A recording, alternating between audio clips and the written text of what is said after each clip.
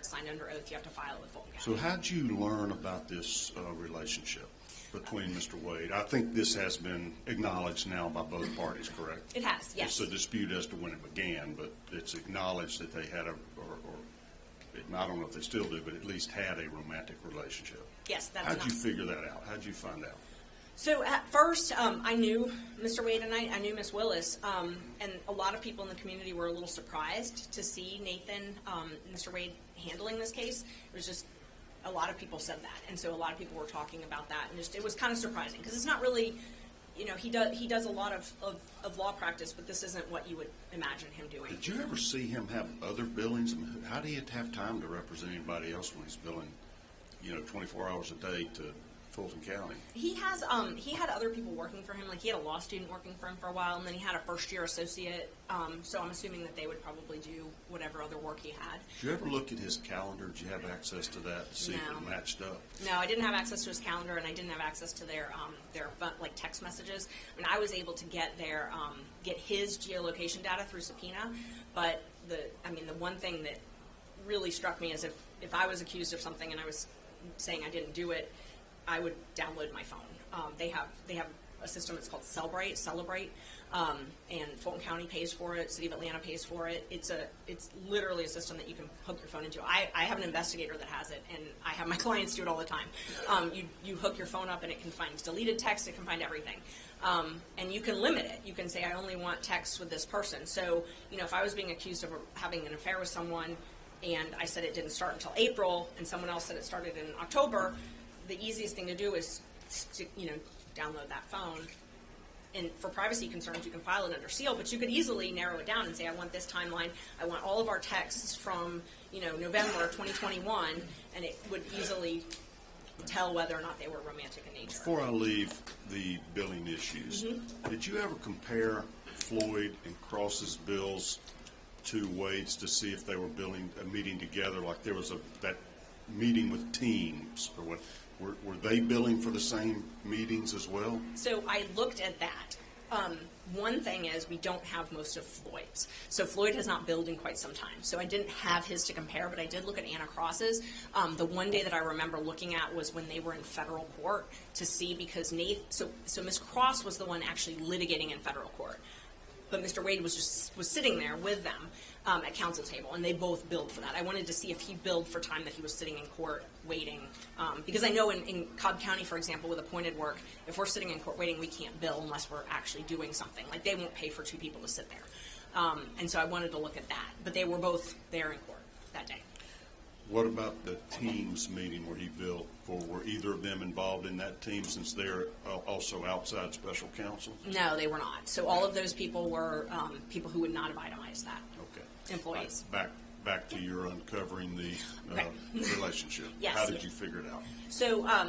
So Terrence Bradley was Nathan Wade's law partner originally, and he was also his lawyer in the divorce. I did not at the time know that they had filed for divorce.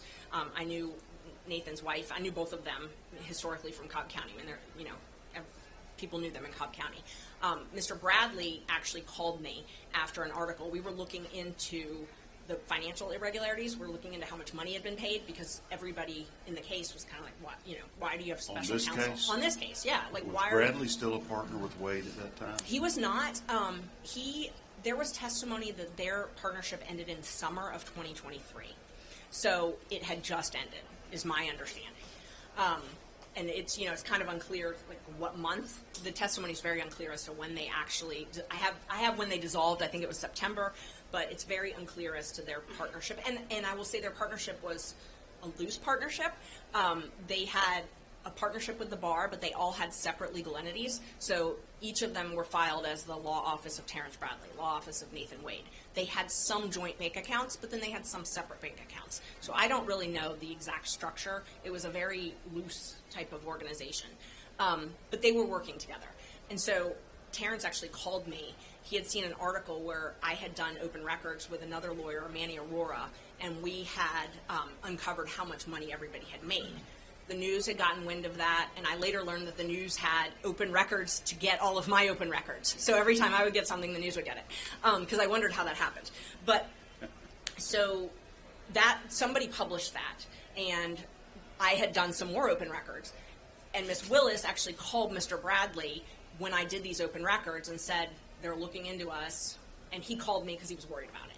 And so we had a conversation, and he actually asked me, do I need a lawyer? You know, what's going on? What are you investigating? What's the parameters of this? And we had a conversation, and I said, well, my interests are different than yours. I represent Mr. Roman, so I can't advise you. That would be a conflict. He asked if John, my husband, could, and I said, no, that's a conflict too. You know, if you feel like you need somebody, you need to talk to someone else. At the time, that was early in September.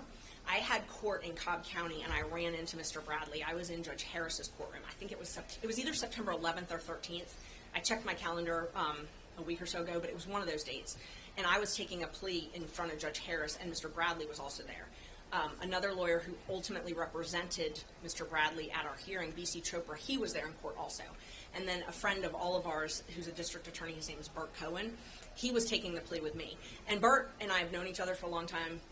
Terrence, BC, everybody's known each other for a long time.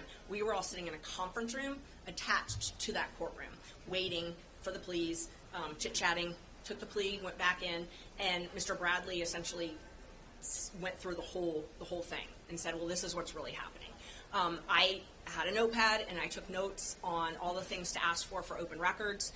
So what did he say was really happening when he said this is what's happening? He said that they met at a judicial conference before, he was very specific that it was before she became DA, because that was one of the things that he couldn't remember when the judicial conference was, but he knew that it was before she became DA. When did she become DA? She became DA in, it would have been January 2021. Okay. So she became DA January 1st, 2021, but she had a transition team leading up to that.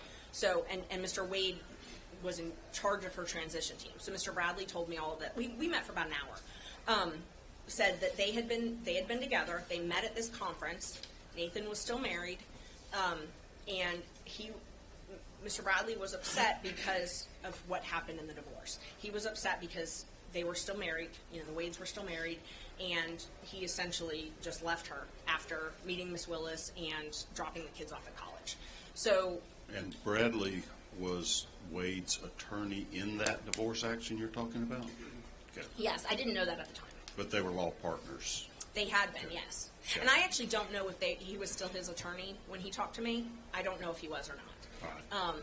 Because at some point, Mr. Wade represented himself, and then he hired a different lawyer. So I didn't know anything about the divorce at that time. So Bradley did not like the way Wade had treated his wife. He did not. But he represented him. He did not like the way he had treated his wife. He didn't like what was happening in the divorce proceeding, yes. Okay. And, I mean, I remember specifically him saying, you know, I handle my business, things like that. Like, you know, that I don't leave my wife without alimony. Because this, and we talked about it. I mean, Miss Wade had been a stay-at-home mom for, you know, they'd been married almost 30 years. And literally it was right after they dropped their youngest off at college that he said, you know, move out, you know. And so we went through, you know, I was obviously interested in, wait, what's happening? Walk me through this. And so he was telling me about the access cards, you know, that Mr. Wade had access cards, telling me about the contracts, told me about their contract, that they had that Nathan had brought them the contract for the first appearance hearings. They had a contract for that. We didn't talk about that yet.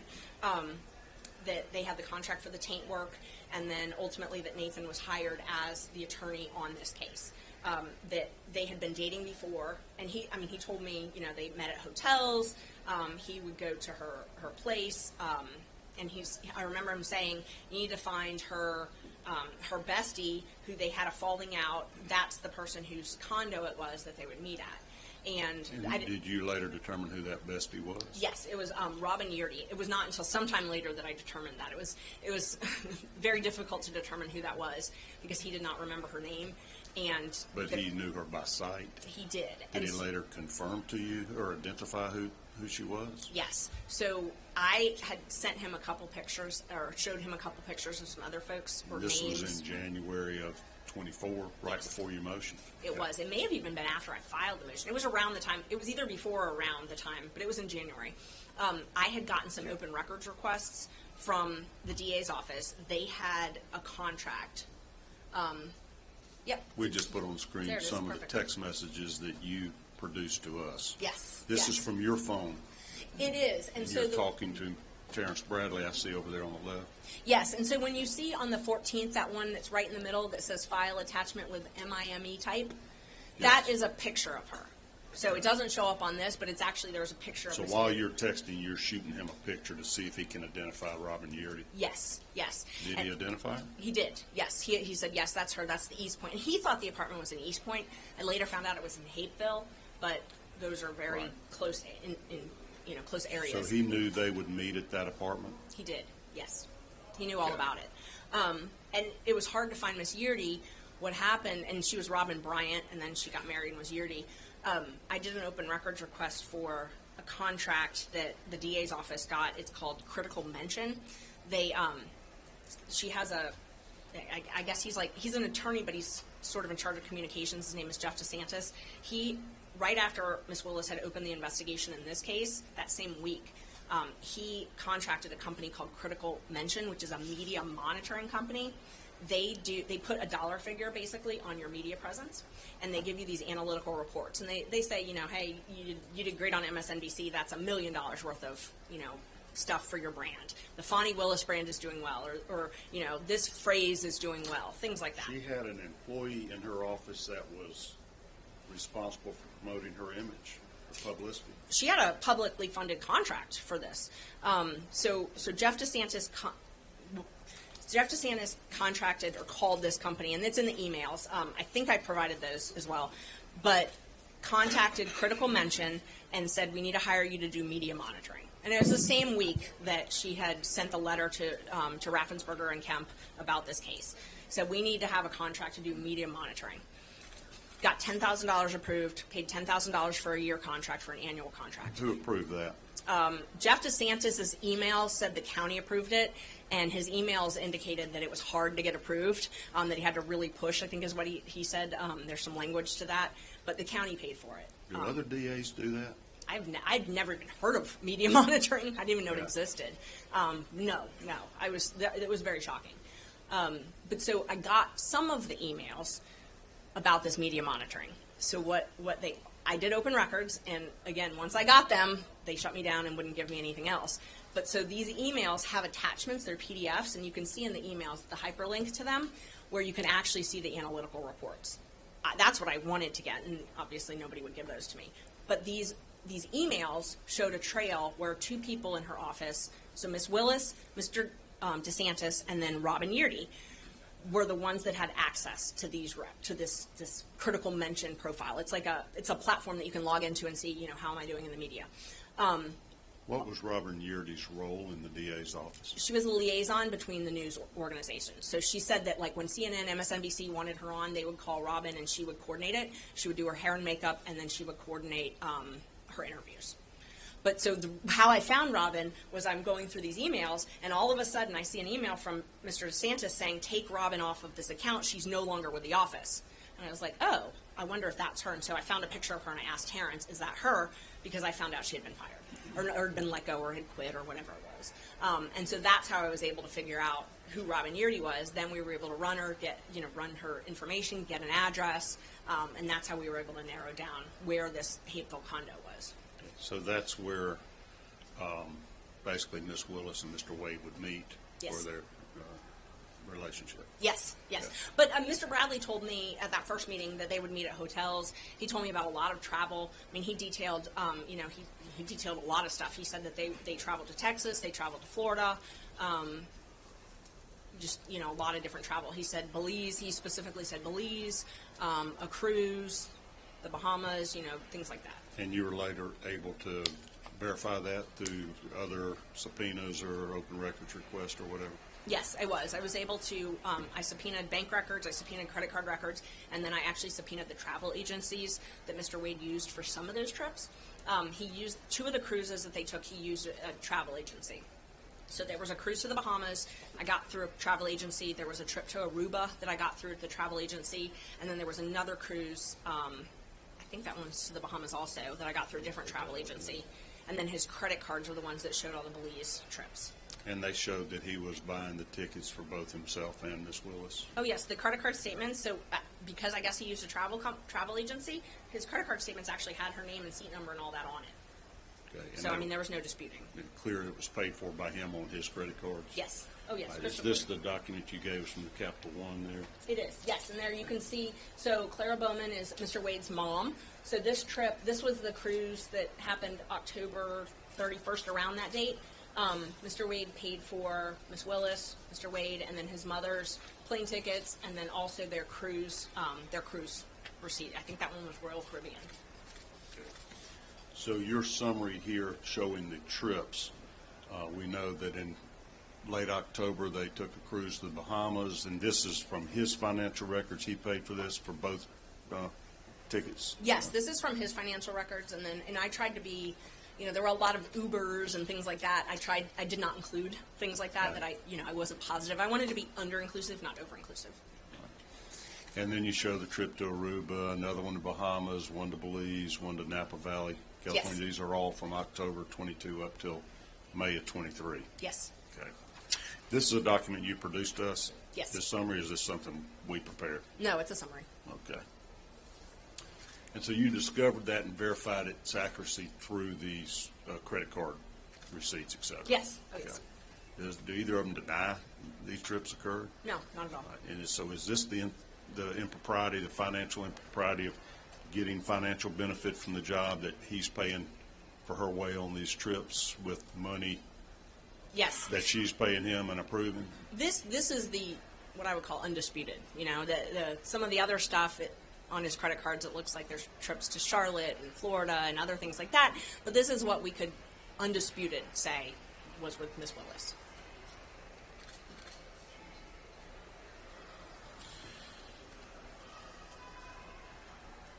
So back to you're a good investigative reporter here. So you have heard these rumors, and now Mr. Bradley, just by almost happenstance, you're with him in court, Yes. and he spills the beans on it and verifies it. Then you go get the documents to prove it's accurate, Yes. and you identify year to get him to say, yeah, that's the woman whose condominium they would go to? Yes. Okay. And I developed it. You joke about my investigator skills. I've done public defense most of my career, at some point or another, or pro bono. It's hard to get money for investigators, so I've learned how to do a lot of it on my own. I dig a lot on things. So, and I do like to use the Open Records Act, so I was able to do that and get a lot of information. But what I did was I compiled all of the information Mr. Bradley gave me, and then I did various open records requests based on it. And then, once I would get something, I would reach out to him to verify, because I wanted to make sure that I wasn't tracking anything that was wrong. Yeah. I didn't want to make any allegations that didn't have support. So I would regularly verify with him. And I'd see him in court. We talked on the phone several times. I wasn't the only person that he told about this. There was another attorney on the case, Manny Aurora, who his client ultimately pled out, so he didn't continue this investigation, but he was involved in the investigation early on. And Mr. Bradley told him some of the same things that he told me. So, I was able to independently verify a lot of things, which to me, investigating is important. That the East Point location, that it was in Hateville. Robin Yeardy actually did quit. Mr. Bradley had told Was me she forced to quit, or how'd that come No, about? I don't believe she was forced to quit. That was a point of contention in our hearing. She said she left, that she was sent to another division. It's my understanding she had she was outspoken about she didn't like some of the things that was happening in that office, and when she voiced that, she was sent to a different department to work, and it wasn't something that she wanted to do because she did the communications, and so she quit after that, is my understanding. Okay. Based on her testimony and the allegations and all the pleadings. Right, so after, I might be skipping parts of your investigation because it's pretty darn thorough, and you had gotten this Trackhawk, Cellhawk, what's it called, where you were tracking the Yes. location? You were mentioning to me earlier when I kind of got you off that employees can have it on their own phone if they want to, and she could have gone back and proven that they had not been communicating before he was hired. Yes. Okay. So let me explain that, because there's two different systems, and I'm always learning new things about this, but cell phone data is one of the new things in criminal defense. We see it in a lot of cases. The Cellhawk data that you just showed, that is geolocation data. That is different from the Cellbrite. So there's two different programs. Cellhawk is the program that does geolocation data. Essentially what you do is you get all of the pings. So every time your phone, you see those cell phone towers everywhere. Every time you use your phone, it's trying to find the closest tower. So in a metro area like this, there's a lot of towers. That's why we get good signals. So when he's in Hapeville, there's a lot of towers. So we can really, really narrow it down. So what we had our investigator do, and I'm only talking about the geolocation stuff, I'll talk about the text in a minute, but what we had our investigator do was narrow it down. We got all the raw data, and we had him narrow down, and we actually excluded a ton of things that were not right on top of this location. Like, we wanted to be very, very careful just to have what was literally right on top of this location. So he created a geolocation fence, which... The location you're talking about is Miss Yeardy's condo? Yes, okay. It is Miss Yeardy's condo, that area. So he was able to find, essentially, just to summarize a couple of the things, where he, Mr. Wade would call Miss Willis at midnight, something like that. And then all of a sudden, his phone would travel, and you can actually watch it. When you do the live Cellhawk, the app, it's pretty cool. You can actually watch the phone travel, and it's pinging because you're using it. If you have an app open, your phone's pinging. So my phone's pinging right now because I'm sure I have an app open. So it's pinging from his house all the way down to the condo at midnight, 1 a.m. And he calls her when he gets there. And then it goes silent for 4 or 5 hours. And then, early in the morning hours, he starts pinging again, driving back, and then he texts her when he gets home. So, and this is before he gets hired in November of 21? Yes. Okay. So, and there's a couple different ones, and I would defer to the experts on the Cellhawk data, but that's the summaries based on what we had him do. And again, we tried to be very, very narrow. There were a lot of dates that it looked like it had happened also, but, maybe he was bouncing off a different location, and so we wanted to be very narrow. So is that why y'all asked him in the hearing, how many times had you been to this you already kind of have the data on it? Well, so that's an interesting point. All we have as defense lawyers is the right to subpoena evidence. I have to have an evidentiary hearing to do that. I could not issue a subpoena for AT&T for this evidence until I had a hearing date. So, and it takes a while to get this stuff. We got it that morning. So, the morning of the hearing, and obviously I'm kind of busy doing the hearing, we got that data. My paralegal was literally trying to download it for the investigator at the time and get it over. We knew we had the data, but we didn't know what it showed. So at that time, we didn't know, what it showed really until he was able to do the analysis. We had some preliminary reports from him, but nothing. I mean, it took a lot of hours. It's a lot of data. So it takes a lot of time to pinpoint this information. But the other thing that I was talking about, so this is the Cellhawk report, and heat map is just like how many times it's pinging. Heavy concentration is, you're talking a lot at this time, or you're at that location a lot. There's a lot of usage. The other thing I was talking about, just to make sure it's clear, so that's Cellhawk. Cellbrite is a different program. Cellbrite, and it's Cellbrite. Cellbrite is a program similar to Cellhawk, but it downloads data in the phone. So, like, this one is you pinging off of towers. It's geolocation. Showing where you were. Exactly. At a certain time. Cellbrite actually can get your text, your pictures, your app usage, all of that stuff. So it's one of those things that if you want, if a defendant is threatening someone by text and they delete it, they'll take their phone and hook it up to Cellbrite. Cellbrite it makes what's called a forensic copy of the phone, but you can also limit the data. So it's very expensive program. So not a lot of people have it. So when I have my clients use it, it costs a lot of money for them to have it done. But the DA's office has it. They have the software. They pay for it. You can find that in their open checkbook. The city of Atlanta police have it as well. But what you can do is you can copy cell phone. So what I had mentioned earlier is you have to have the cell phone to do that? You do. You have to have the so cell phone. So what did Mr. Bradley give you all his cell phone? Or No. how'd you get Mr. Wade's cell phone? So we did not get that data from Mr. Wade. So we only got the geolocation data from Mr. Wade.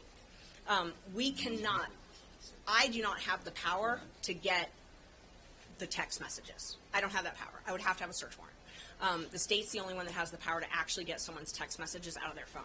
But my whole point in saying that was if I had been accused of having an affair and it didn't start, and I said it started in April and someone else said it started in November, they have the ability. I don't have the ability. They have the ability to plug that phone into the Cellbrite and print out a report